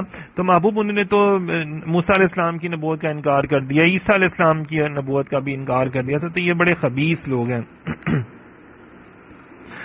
فرمایا اے محبوب تم فرماؤ کیا میں تمہیں وہ لوگ بتاؤں جو اللہ کے ہاں اس سے بدتر درجے کے ہیں. یہ وہ ہے جن پر اللہ نے لعنت کی اور ان پر غضب فرمایا. ان میں سے بہت سے لوگوں کو بندر سور بنا دیا جنہوں نے شیطان کی عبادت کی ہے. لوگ بدترین مقام والے, سیدھے راستے سے سب سے زیادہ بھٹکنے والے ہیں. اب یہاں پہ دیکھیں بیان کیا جا رہا ہے کہ یہ یہودی جو تھے نا, انہوں نے ان کی صورت مسخ کر دی گئی تھی نا, سور اور بندر تو ان کو بنایا گیا تھا, اور مچھلی کی پوجا تو انہوں نے کی تھی, لعنت تو ان کے اوپر اللہ تعالیٰ کی ہوئی تھی, اور غضب تو ان کے اوپر ہوا تھا. اور یہ تو بنعوذ باللہ مسلمانوں کی مخالفت کر رہے ہیں. غلط اور جھوٹے تو یہ ہیں, بندروں کی اولادیں تو یہ ہیں. مسلمان جو ہیں وہ تو آدم علیہ السلام کی اولاد میں سے ہیں نا. تو یہ بد اعتقاد لوگ ہیں. تو فرمایا منافق بد اعتقادی کے ساتھ آتے تھے تو جیسے آتے ویسے ہی چلے جاتے تھے, اور صحابہ عقیدت محبت کے ساتھ آتے تھے حضور علیہ السلام کی بارگاہ میں تو فیض کے دریا سمیٹ کر جاتے تھے. اس سے معلوم ہوا کہ بد اعتقادی کے ساتھ کسی کے پاس جانے والا کبھی اس سے فیض نہیں اٹھا سکتا. اگر ہم چاہتے ہیں کہ ہم اولیاء کرام بزرگان دین اللہ والوں سے فیض حاصل کریں تو اعتقاد کے ساتھ جائیں, منافقت دل سے نکال کے جائیں, عقیدت اور محبت دل میں ڈال کے جائیں, جو کہ آپ کے ظاہری اعضاء سے بھی معلوم ہو رہی ہو, تو پھر آپ کو فیض بھی حاصل ہوگا اللہ والوں سے. اور اگر آپ اندر سے کچھ جیسے یہود و نصارہ کرتے تھے, منافق کرتے تھے, حضور کے پاس بیٹھتے بھی تھے لیکن کہنا کوئی نہیں مانتے تھے. اور تم ان میں سے بہت سے لوگوں کو دیکھو گے گناہ اور زیادتی اور حرام خوری کے کاموں میں دوڑے جاتے ہیں, بے شک یہ بہت برے کام ہیں. مطلب یہ دیکھیں نا, کچھ لوگ برے کاموں کی طرف تو بھاگے جاتے ہیں, رشوتیں لینا, سود کھانا, حرام خوری کرنا, لیکن اچھے کاموں کی طرف ان کو بلاؤ تو آتے ہی نہیں. اور جی ہمارے پاس ٹائم نہیں ہے, جی ہمارے پاس محفل کے لیے ٹائم نہیں ہے, ہمارے پاس وہ نہیں ہے, ہمارے پاس یہ نہیں ہے. تو ان کے بارے میں فرمایا گیا وضع میں تم ہو نصارہ سے, نصارہ تو تمدن میں ہنود, یہ مسلمان ہیں جنہیں دیکھ کے شرمائیں یہود. کون ہے تارک آئین رسول مختار, مصلحت وقت کی ہے کس کے عمل کا معیار, کس کی آنکھوں میں سمایا ہے شعار اغیار, ہو گئی کس کی نگاہ طرز سلف سے بیزار. فرمایا کہ قلب میں سوز نہیں, روح میں احساس نہیں, کچھ بھی پیغام محمد کا تمہیں پاس نہیں. یہ وہ لوگ ہیں نا جن کو کوئی بھی حضور صلی اللہ علیہ وسلم کا پیغام کا پاس نہیں ہے. ان کے درویش اور علماء انہیں گناہ کی بات کہنے اور حرام کھانے سے کیوں منع نہیں کرتے, بے شک یہ بہت ہی برے کام کر رہے ہیں. اچھا یہ یہودیوں کے علماء کے بارے میں بیان کیا گیا, ربانیون عیسائیوں کے علماء کے بارے میں بیان کیا گیا, اور آج کے بھی ایسے علماء کرام ہیں جو لوگوں کو حق اور سچ بات بیان نہیں کرتے, تھوڑے سے پیسے لے لیتے ہیں اور بس ہی مول صاحب آپ نے آنا ہے تو بچی واہ واہ ہو جائے, بلے بلے ہو جائے, لیکن کوئی حق اور سچ کی بات نہیں بتاتے. تو بزرگ فرماتے ہیں عبداللہ ابن عباس رضی اللہ تعالیٰ عنہ, قرآن پاک میں علماء کے لیے اس آیت سے زیادہ ڈانٹنے والی کوئی آیت اللہ تعالیٰ نے نازل نہیں فرمائی. تو یہاں پہ علماء کرام کو ڈانٹا گیا ہے کہ تم ضرور لوگوں کو برائی سے منع کرو اور لوگوں کو برے کاموں کی وعید سناؤ کہ اتنا عذاب ہوتا ہے, اس بات پہ اتنا عذاب نہیں ہوتا. تو یہ دیکھیں, اسی لیے علماء کرام بزرگان دین اہل اللہ کی بارگاہ میں جانے کی توفیق مانگنی چاہیے, جانا چاہیے نیک بندوں کی بارگاہ میں, اور تاکہ وہ ہمیں اچھی باتیں بتائیں اور جن سے ہمارے دل ڈر جائیں اور ہمیں ہدایت ہو جائے اور ہم اچھے کاموں میں لگ جائیں. تو یہ ہم سب کا فرض ہے. آپ بھی اگر یہ باتیں سن رہے ہیں تو آپ کو بھی علم عطا ہو رہا ہے تو آپ بھی آگے ضرور پہنچائیں, ورنہ تو آپ کو بھی بڑا گناہ ہوگا.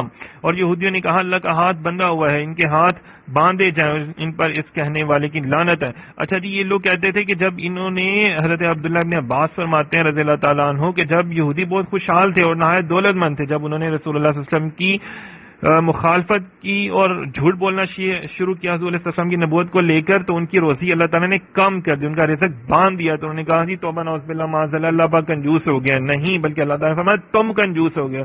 آج اگر دیکھا جائے تو پوری دنیا میں یہودی جو ہے نا وہ اپنی کنجوسی کی وجہ سے مشہور ہیں.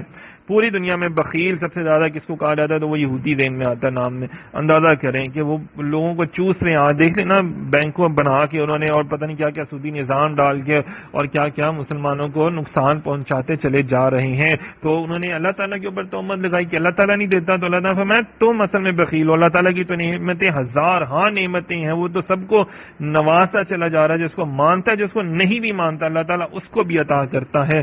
تو اللہ تعالیٰ کے اوپر اعتراض سے تمہارا کسی حوالے سے بنتا ہی نہیں ہے. پھر فرمایا اسی طرح آگے چلتے ہیں, بہت زیادہ باتیں ہیں اس کے حوالے سے.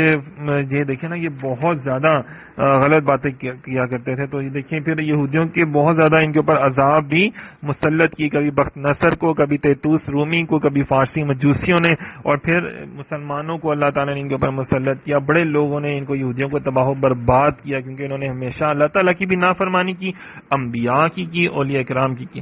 پھر فرمایا اور اگر اہل کتاب ایمان لاتے اور پرہیزگاری اختیار کرتے تو ضرور ہم ان کے گناہ مٹا دیتے اور ضرور انہیں نعمتوں کے باغوں میں داخل کر دیتے. مطلب اگر یہ ایمان لے آتے تو اللہ تعالیٰ فرماتا ہے میں ان کو ضرور بہت کچھ عطا فرماتا, اور اگر وہ تورات اور انجیل اور جو کچھ ان کی طرف ان کے رب کی جانب سے نازل کیا ہے کہ اسے قائم کر لیتے تو انہیں ان کے اوپر سے ان کے قدموں کے نیچے سے رزق ملتا ہے. ان میں ایک گروہ اعتدال کی راہ والا ہے اور ان میں اکثر بہت ہی برے کام کرنے والے لوگ ہیں. تو میں کیا اگر یہ اللہ کی راہ میں چلے تو اللہ پاک ان کو بہت کچھ عطا فرمائے. سامعین محترم, اگر دین کی پابندی ہو, اللہ تعالیٰ کی اطاعت و فرما برداری ہو تو ہمیں رزق حاصل کرنے کے لیے کوئی پڑھائیاں علیحدہ سے کرنے کی ضرورت نہیں پڑے گی. اللہ تعالیٰ آپ کے رزق میں وسعتیں عطا فرما دے. اللہ تعالیٰ نے فرمایا کہ صلہ رحمی کرو, آپ صلہ رحمی کریں, آپ ضرورت مندوں کی مدد کریں, تو آپ یقین کریں اللہ پاک آپ کے رزق میں بہت زیادہ اضافہ فرما دے گا, برکتیں ڈال دے گا. لیکن ہم کریں تو پھر ہے نا, اور ہم بس کہتے ہیں جی پیسائی یا جناب ہمیں کوئی پڑھائیاں دے دیں, ہمیں یہ دے دیں, ہمیں وہ دے دیں, لیکن دین سے کوسوں دور ہوتے ہیں ہم لوگ. دین کے قریب تو آنا گوارا نہیں کرتے اور پھر کہتے ہیں ہماری مشکلیں بھی ختم نہیں ہوتی. تو یہ قرآن پاک میں بتایا جا رہا ہے کہ اعتدال والا جو گروہ ہے جو کہ عمل کرتا ہے تو اللہ پاک اس کو نوازتا بھی بہت زیادہ ہے. پھر فرمایا اے رسول جو کچھ آپ کی طرف آپ کے رب کی جانب سے نازل کیا کہ اس کی تبلیغ فرما دے, اور اگر آپ نے ایسا نہ کیا تو آپ نے اس کا پیغام بھی نہ پہنچا, اور اللہ لوگوں سے آپ کی حفاظت فرمائے گا. واللہ یعصمک من الناس, اللہ آپ کی حفاظت فرمائے گا. یہاں پہ نبی پاک صلی اللہ علیہ وسلم کی خصوصیت بیان کی جا رہی ہے, یا ایھا رسول بیان فرما کے, اور پھر فرمایا کہ آپ اللہ تعالیٰ کے پیغامات لوگوں تک پہنچائے اور کسی قسم کا اندیشہ نہ فرمائے. اللہ تعالیٰ ان کو فار سے آپ کی حفاظت فرمائے گا جو آپ کے قتل کا ارادہ رکھتے ہیں. سامعین محترم, انہوں نے توبہ نعوذ باللہ معاذ اللہ نبی پاک صلی اللہ علیہ وسلم کو نقصان پہنچانے کا بھی کوئی بھی موقع ہاتھ سے نہ جانے دیا. تو اللہ پاک نے فرمایا واللہ یعصمک من الناس, کہ اللہ تعالیٰ آپ کی حفاظت فرمائے گا لوگوں سے. تو اندازہ کریں تو یہ نبی پاک صلی اللہ علیہ وسلم کی شان ہے کہ زہر بھی دیا گیا پھر بھی حضور کی شہادت نہیں ہوئی, بڑا جنگیں ہوئیں پھر بھی اللہ تعالیٰ نے آپ کی حفاظت فرمائی. تو یہ نبی پاک صلی اللہ علیہ وسلم کی شان ہے. بس ایک مرتبہ سعد بن ابی وقاص رضی اللہ تعالیٰ عنہ تھے جنہوں نے سوتے وقت حضور کی حفاظت کے لیے تشریف لے کر آئے, لیکن پھر اللہ تعالیٰ نے یہ آیت نازل کی, اللہ تعالیٰ نے فرمایا محبوب میں آپ کی حفاظت خود فرماؤں گا, تو آپ کو کسی ظاہری گارڈ کی ضرورت ہی نہیں ہے. تو یہ آج ہمارے جو لوگ ہیں نا اللہ والے کے لاتے ہیں, تو ان کو بھی سوچنا چاہیے کہ نبی پاک صلی اللہ علیہ وسلم تو گارڈ کی ضرورت نہیں تھی, تو یہاں پہ گارڈز کے چھتے لے کے پھر رہے ہوتے ہیں لوگ. تو مطلب غور کریں ذرا, اگر آپ اچھے کام کریں گے تو لوگ آپ سے محبت کریں گے, اور آپ برے کام کریں گے تو پھر آپ کو گارڈز کی ضرورت پڑتی ہے. پھر فرمایا تم فرما دو اے کتابیوں جب تک تم تورات اور انجیل اور جو کچھ تمہاری طرف تمہاری رب کی جانب سے نازل کیا گیا اسے قائم نہیں کر لیتے تم کسی شے پر نہیں ہو. اے حبیب یہ جو تمہاری طرف تمہارے رب کی جانب سے نازل کیا گیا ان میں سے بہت سے لوگوں کی سرکشی اور کفر میں اضافہ کرے گا تو تم کافر قوم پر غم نہ کھاؤ. مطلب محبوب جو آپ پر نازل کیا ہے نا ہم نے, تو یہ اس سے حسد کرتے ہیں اور یہ اور زیادہ کفر و شرک میں مبتلا ہو جاتے ہیں, تو اس وجہ سے یہ آپ کی نبوت کا انکار کرتے ہیں, تو اس کا وبال انہی پر پڑے گا. بے شک وہ جو اپنے آپ کو مسلمان کہتے ہیں یہودی اور ستاروں کی پوجا کرنے والے اور عیسائی ان میں سے جو سچے دل سے اللہ قیامت والوں پر قیامت پر ایمان لے اور اچھے عمل کرے تو ان پر کچھ نہ کچھ خوف ہوگا نہ غم ہوگا. مطلب جو اللہ تعالیٰ کی معاملات ہیں احکامات ہیں ان پر عمل کرے گا, اور پھر کیا ہوگا کہ ان کے اوپر کوئی خوف اور نہیں ہوگا. پھر فرمایا بے شک ہم نے بنی اسرائیل سے وعدہ لیا ان کی طرف رسول بھیجے, تو جب کبھی ان کے پاس کوئی رسول وہ بات لے کر آئے جو ان کے نفس کو پسند نہ تھی تو انہوں نے انبیاء کے ایک گروہ کو چھٹلایا اور ایک گروہ کو شہید کر دیا. یہ دیکھیں یہ یہود و نصارہ کی حرکتیں بتائی جا رہی ہیں کہ کتنی گندی اور غلیظ حرکتیں تھیں کہ انہوں نے, اور آج بھی یہ دیکھیں نا لوگ ایسے ہی کر رہے ہیں, مسلمانوں کے اندر پھوٹیں ڈلوا کے لڑائیاں ڈلواتے ہیں, سب کچھ کام کرتے ہیں اور ہمارے مسلمان بھی ان کی باتوں میں آ جاتے ہیں. انہوں نے یہ گمان کیا کہ انہیں کوئی سزا نہ ہوگی تو یہ اندھے اور بہرے ہو گئے, پھر اللہ نے ان کی توبہ قبول کی, پھر ان میں سے بہت سے اندھے اور بہرے ہو گئے. مطلب دیکھیے کہ انہوں نے پہلے انبیاء کرام کو چھٹلایا, پھر توبہ کی, پھر انہوں نے مسلمان ہوئے دوبارہ سے, پھر یہ گونگے بہرے بن گئے. اور گونگے بہرے بننے کا مطلب یہ ہے کہ پھر سب کچھ جانتے بوجھتے بھی عمل کرنا انہوں نے چھوڑ دیا, اور پھر انبیاء کرام کی مخالفتیں کرنا چھوڑ دیں. تو جیسے زکریا علیہ السلام, یحییٰ علیہ السلام, عیسیٰ علیہ السلام کے زمانے میں عقل کے اعتبار سے اندھے اور بہرے ہو گئے اور ان پر ایمان نہ لے کر آئے, اور پھر بعد میں اللہ تعالیٰ نے ان کو ایمان لانے کی توفیق عطا فرمائی. لیکن یہ محبوب آپ کے وقت میں پھر یہ بہرے ہو گئے ہیں, گونگے ہو گئے ہیں. مطلب آپ موجود ہیں اور آپ کی تمام صفات ان کو معلوم ہے, پھر بھی اندھے اور بہرے اور گونگے ہو گئے ہیں, اور یہ آپ کے اوپر ایمان جان بوجھ کر نہیں لے کر آتے. پھر فرمایا بے شک وہ لوگ, اب یہ ہمارے لوگوں کو سوچنا چاہیے نا جو کہتے ہیں کہ یہودی اور عیسائی کیا ہوا, ان سے اچھے تعلقات ہونے چاہیے. تو یہ دیکھیں یہ ان کی خباثتیں ہیں. اگر وہ اتنے ہی اچھے ہیں تو آپ ان سے بات کریں نا کہ بھائی تمہارے توریت میں اور انجیل میں تو کھول کے اللہ نے بیان کیا, پھر تمہیں کون سی چیز ہے جو ایمان لانے سے روکتی ہے؟ آؤ نا پڑھو کلمہ لا الہ الا اللہ محمد رسول اللہ یا رسول اللہ انظر حالنا. کیوں نہیں کہتے؟ بے شک وہ لوگ کافر ہو گئے جنہوں نے کہا کہ اللہ وہی مسیح مریم کا بیٹا ہے, حالانکہ مسیح نے تو یہ کہا تھا کہ اے بنی اسرائیل اللہ کی بندگی کرو جو میرا بھی رب ہے اور تمہارا بھی رب ہے. مطلب دیکھیں یہاں پہ عیسیٰ علیہ السلام کی بات بیان کی جا رہی ہے کہ جو لوگ عیسائیوں میں بھی بڑے فرقے بن گئے نا, یعقوبیہ اور ملکانیہ کی, جو ان کو خدا کہنا شروع کر دیا. تو اللہ تعالیٰ کے, حالانکہ اللہ تعالیٰ فرماتا ہے کہ عیسیٰ علیہ السلام تو کہہ رہے ہیں کہ میں بھی تمہاری طرح اللہ کا بندہ ہوں, میں کوئی خدا تھوڑی نہ ہوں, تم مجھے خدا کیوں مانتے ہو؟ نہ مانو مجھے خدا, مجھے کیوں تم اس طرح کہتے ہو؟ میں تو اللہ تعالیٰ کی ایک عاجز بندہ ہوں, اللہ تعالیٰ کا نبی ہوں, اور اگر میں کوئی کام کرتا ہوں بھی اللہ کے اذن سے کرتا ہوں, اللہ کے حکم سے کرتا ہوں, اپنی مرضی سے نہیں کر رہا ہوتا. بے شک وہ لوگ کافر ہو گئے جنہوں نے کہا بے شک اللہ تعالیٰ اللہ تین معبودوں میں سے تیسرا, حالانکہ عبادت کے لائق تو صرف ایک ہی معبود ہے. مطلب ایک وہ لوگ تھے جو عیسائیوں کا فرقہ تھا جو کہتا تھا کہ جناب عیسیٰ خدا ہیں, دوسرے وہ لوگ کہتے تھے نہیں جی عیسیٰ اللہ کا بیٹا ہیں. تو یہ ان چیزوں کے بارے میں بیان کی جا رہی ہے. لیکن جب کہ عیسیٰ علیہ السلام خود فرما رہے ہیں کہ میں تو کوئی وہ نہیں ہوں, میں تو بس اللہ کا پیغمبر ہوں. تو فرمایا مسیح, اچھا یہ باتیں آپ ضرور بتائیں جو آپ کے لوگ جاننے والوں میں ہیں, ملنے والوں میں, ڈگری رہتے ہیں, قادیانی رہتے ہیں, عیسائی رہتے ہیں, یا اور بھی جو لوگ رہتے ہیں, ان کو ضرور یہ آیتیں آپ بتائیں. یہ میں آپ کو سورہ مائدہ کی آیتیں پڑھ کے سنا رہا ہوں.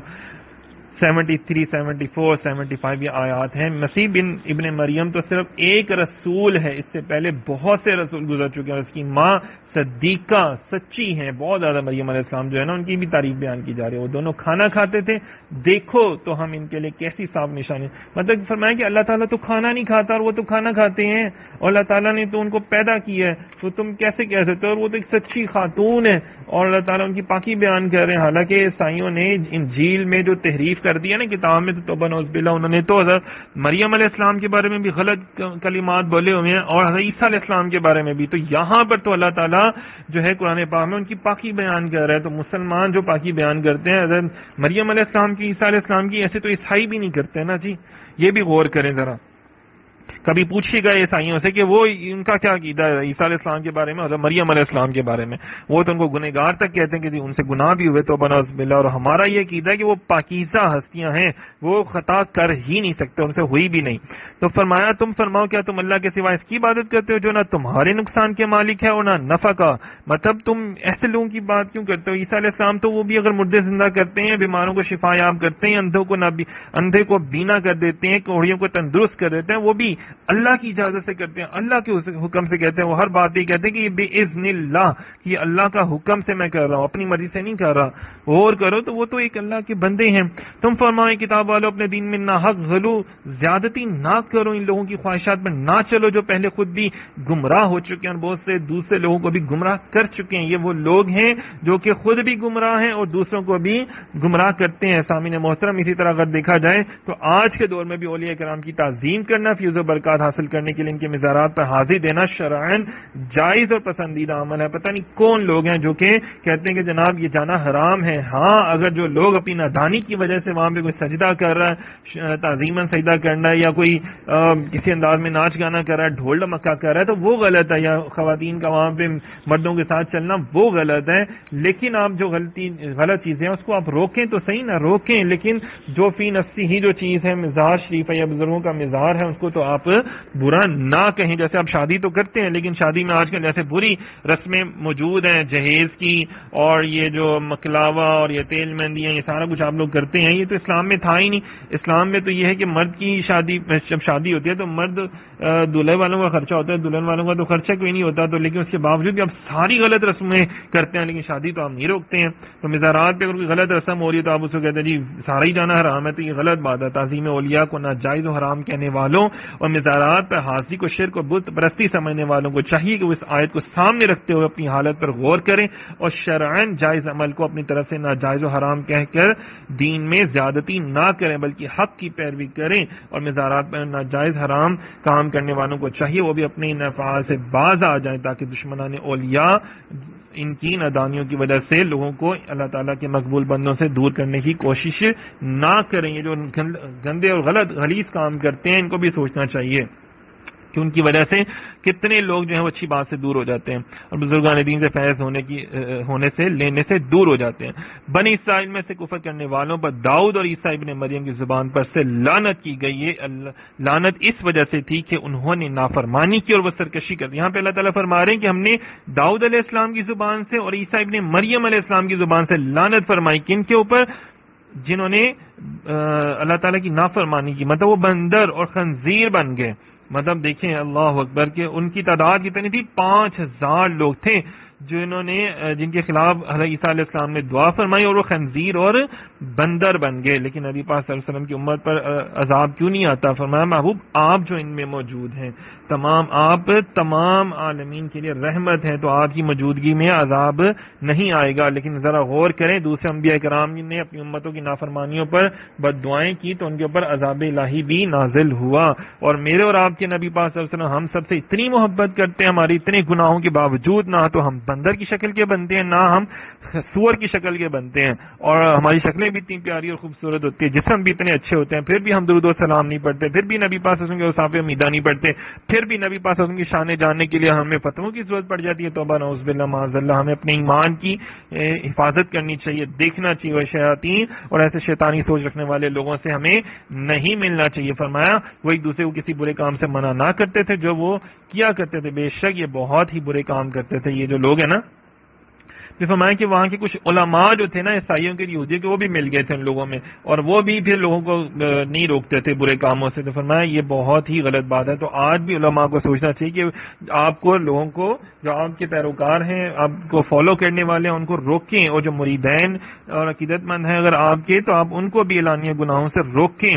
لیکن ہمارے یہاں پہ کیا کیا جاتا ہے کہ بھائی جو مرید ہو گیا پیر پکڑ چھوڑا, مرید کر چھوڑا, تو یہی سسٹم چل رہا ہوتا ہے. تو ہر بندہ اپنے آپ کو دیکھ رہا ہوتا ہے, لیکن مریدین پیران اعظام کو بھی چاہیے, اولیاء جو آج کل کے ہیں اور علماء کو بھی چاہیے کہ وہ خود آگے بڑھیں, خود علم کی مجلس سجائیں, اور خود یہ انتظار نہ کریں کوئی ہمیں بلائے گا تو ہم تقریر کریں گے.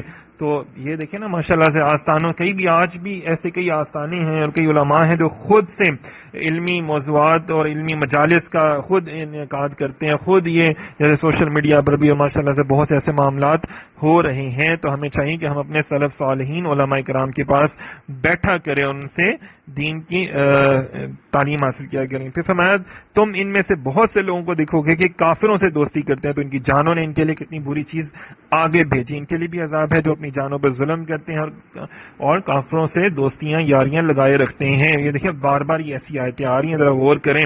اور اگر یہ اللہ اور نبی پر اور اس پر جو نبی کی طرف نازل کیا گیا ایمان لاتے تو کافروں کو دوست نہ بناتے, لیکن میں بہت سے فاسق ہیں, ایسے لوگوں کو فاسق کہا جا رہا ہے. تو میں اگر یہ اللہ پر ایمان لاتے نا تو یہ کبھی فاسق ہوں. مطلب آج جو لوگ کافروں سے دوستی کرتے ہیں اور مسلمان بھائی بہنوں سے دشمنی کا اظہار کرتے ہیں، ان سے حقارت سے بات کرتے ہیں، تو ان کو ذرا غور کرنا چاہیے۔ پھر فرمایا ضرور تم مسلمانوں کا سب سے زیادہ دشمن، شدید دشمن یہودیوں مشرکوں کو پاؤ گے، اور ضرور تم مسلمانوں کی دوستی میں سب سے زیادہ قریب ان کو پاؤ گے جو کہتے تھے ہم نصارہ ہیں، اس لیے ہے کہ ان میں علماء اور عبادت گزار موجود ہیں، یہ تکبر نہیں کرتے۔ سامعین محترم، آج دیکھیں یہودی سب سے زیادہ مسلمانوں کے دشمن ہیں، اور ہندو بت پرست، آپ دیکھ لیں نا انڈیا میں، برما میں مسلمانوں کے ساتھ کیا سلوک نہیں ہو رہا، گھروں سے نکال کے ان کو قتل عام کیا جاتا ہے ان کو۔ یہاں پہ عیسائیوں کی تاریخ بیان کی گئی ہے کہ جو نبی پاک صلی اللہ علیہ وسلم کے زمانہ اقدس تک حضرت عیسیٰ علیہ السلام کے دین پر قائم رہے، اور تاجدار رسالت صلی اللہ علیہ وسلم کی بعثت معلوم ہونے کے بعد بھی بعد نبی پاک صلی اللہ علیہ وسلم کی شان پر کی ذات پر ایمان لے آئے۔ شان نزول کیا ہے کہ ابتدائی اسلام میں جب کفار قریش نے مسلمانوں کو بہت تکلیفیں دی تو صحابہ کرام میں سے 11 مرد 4 عورتوں نے یہ واقعہ بیان کیا جا رہا ہے کہ کچھ مسلمان جو تھے وہ ہجرت کر کے تقریباً 82 کے قریب مسلمان ہجرت کر کے چلے گئے تھے تو حبشہ، تو وہاں پہ نجاشی جو بادشاہ تھا اس کے پاس جا کے انہوں نے اپنے لوگوں کو بھیج دیا یہودیوں نے کہ وہاں پہ جا کے مسلمانوں کے خلاف باتیں کریں، تو لیکن جو نجاشی تھا نا، یہاں پہ بیسیکلی اس کی بات آیت میں بیان کی گئی ہے کہ یہ عبادت گزار ہیں اور تم ان کو یہودیوں سے زیادہ اپنا دوست پاؤ گے۔ تو نجاشی بادشاہ جو تھا نا وہ مسلمانوں سے محبت رکھتا تھا اور نبی پاک صلی اللہ علیہ وسلم سے محبت رکھتا تھا، تو اس نے پوچھا کہ تم عیسیٰ علیہ السلام کے بارے میں کیا کہتے ہو، ان کی والدہ کے بارے میں کیا کہتے ہو؟ تو حضرت جعفر بن ابی طالب جو مولا علی شیر خدا کے بھائی تھے نا، وہ وہاں موجود تھے، تو انہوں نے فرمایا کہ ہم اللہ تعالیٰ عیسیٰ علیہ السلام جو ہیں وہ اللہ تعالیٰ کے بندے ہیں اور اس کے رسول ہیں، کلیمات اللہ ہیں اور روح اللہ ہیں، اور مریم علیہ السلام کنواری پاک عورت ہیں۔ یہ سن کر نجاشی نے زمین سے ایک لکڑی کا ٹکڑا اٹھا کر کہا خدا کی قسم تمہارے آقا مولا حضرت محمد مصطفیٰ صلی اللہ علیہ وسلم نے حضرت عیسیٰ علیہ السلام کے کلام میں اتنا بھی نہیں بڑھایا جتنی یہ لکڑی ہے، مطلب بالکل سچ کہا۔ یہ دیکھ کر مشرکین مکہ جو ان کو بھڑکانے آئے تھے نجاشی کو، بادشاہ کو، مسلمانوں کے خلاف ان کے سب کے چہرے اتر گئے۔ پھر نجاشی نے قرآن شریف سننے کی خواہش کی تو حضرت جعفر بن ابی طالب رضی اللہ تعالیٰ عنہ نے سورہ مریم تلاوت کی۔ اس وقت دربار میں نصرانی عالم اور درویش موجود تھے، قرآن پاک سن کر بے اختیار ہونے لگے۔ پھر نجاشی نے مسلمانوں سے کہا تمہارے لیے میری سلطنت میں کوئی خطرہ نہیں، مشرکین مکہ اپنے مقصد میں ناکام ہو کر واپس پلٹے اور مسلمان نجاشی کے پاس بہت عزت اور احترام سے رہے، اور اللہ تعالیٰ کے فضل سے نجاشی کو دولت ایمان کا شرف حاصل ہوا۔ سامعین محترم، یہ وہی نجاشی ہے جس کے پیچھے لیکچرز میں ہم سن چکے ہیں۔ یہ نجاشی جب انتقال ہوا تو پھر نبی پاک صلی اللہ علیہ وسلم نے غائبانہ اس کا نماز جنازہ بھی پڑھایا۔